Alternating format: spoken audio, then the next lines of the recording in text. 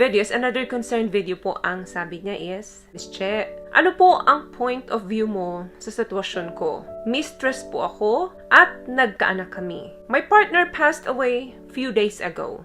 Hindi ko alam kung anong right ko, Miss Che. Please, enlighten me. Hindi ko alam ang gagawin ko. Medyo mahirap at komplikado itong tanong mo sa akin, pero sagutin natin to sa abot ng aking makakaya. First and foremost, my condolences po. May dalawa kang concern dito. Unang-una, ano yung gagawin mo sa moment na to? Pangalawa, ano yung karapatan mo? Okay, sagutin po muna natin yung unang concern mo. Ano yung gagawin mo sa moment na ito? Wala ka dapat gawin ngayon kundi ang manalangin at humingi ng forgiveness sa ating may kapal. Maaring nahirapan ka na makaalis sa sitwasyon mo ngayon. Kaya dumating sa punto na nawala na yung ama nung anak mo nang hindi pa kayo nagkakaroon ng closure nito para makabalik siya ng maayos doon sa kanyang pamilya. Malungkot man, pero eto po talaga yung mangyayari. Wala kang karapatan.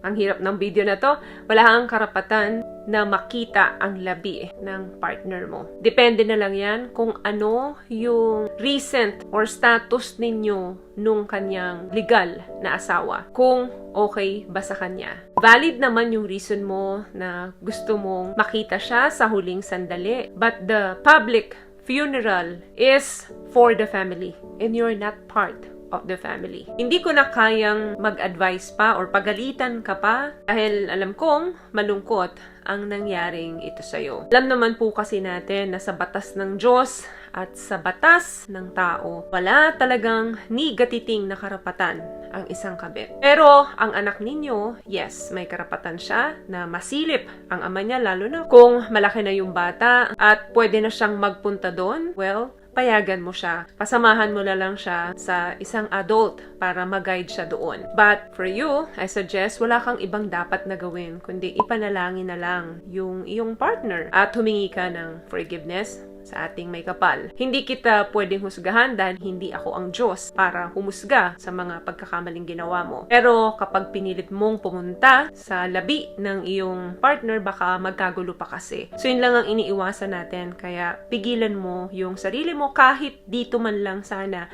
Ibigay mo yung respeto doon sa family ng iyong partner. Talagang sadyang may kabayaran ang mga pagkakamaling nagagawa natin dito. Masakit ito. Pero huwag mong kalimutan na masakit din ito doon sa family niya. Lalo na kung hindi alam nung family, lalo na yung wife na meron palang kabit o nagkaanak pa yung asawa niya bago namatay. O naman sa pangalawa mong tanong kung ano yung right mo doon sa iyong partner. Ito ba yung tungkol sa ma-inherit mo at ng anak mo? Hindi po ako eksperto sa mga karapatan tungkol dito dahil hindi naman po ako abogado. Better siguro na kumonsulta kayo sa isang eksperto na makakapagbigay sa inyo ng kumpletong information regarding sa mga legalities. Pero ang pagkakaalam ko po, isi-share ko lang sa'yo na ang mistress po ay wala po talagang karapatan sa mga ma-inherit or naiwan ng kanyang partner. Lahat po ito ay mapupunta talaga sa pamilya. At kung may anak naman po kayo,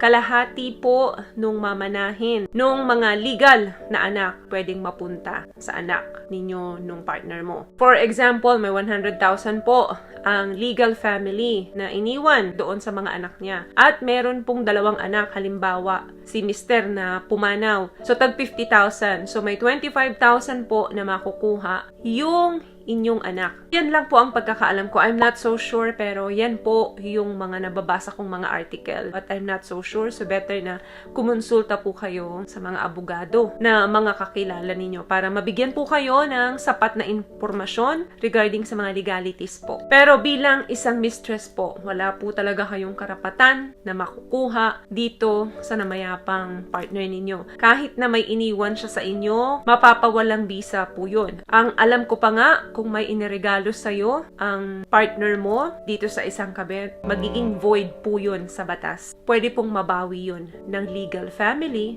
sa inyo. So again, hindi po ako eksperto para sumagot sa mga ganitong legalities, especially when it comes sa mga family code. But overall, wala pong karapatan talaga ang kabit sa kanyang namayapang partner. Better na manalangin ka na lang, at kapag medyo nakarecover na at okay na ang lahat, mas maganda siguro kung humingi ka rin ng kapatawaran doon sa kanyang pamilya. Libre naman po ang humingi ng apology, lalo na kung nakasakit tayo ng damdamin ng iba. At kung hindi ka man patawarin ng legal na family, ang mahalaga nakahingi ka ng sorry sa kanila. Nangyari na ang nangyari at hindi na natin maibabalik ang lahat. So, allow yourself to process and accept those memories, kasi once na natanggap mo na ang nangyari at nakahingi ka na ng kapatawaran sa pamilya at sa Diyos, mas magiging madali sa'yo yung recovery process. So, magkakaroon ka ng healthy grieving process. Ituloy mo ang buhay mo at itama mo yung mga maling nagawa mo. Mapagpatawad naman ang Panginoon kung hindi ka kayang patawarin ng mga taong nasaktan mo. Ang Diyos kaya kang patawarin. So, I hope nakatulong po ang munting session natin dito. At kung nagustuhan niyo po ang video, please give it a thumbs up, comment down below, and also share this video na rin po kung sakaling may mga kaibigan kayo na may mga pinagdadaanan din na ganito. Again, palagi po kayong manalangin at palagi po kayong mag-iingat. Thank you guys for watching and see you on our next one. Always love yourself and be a blessing. Bye!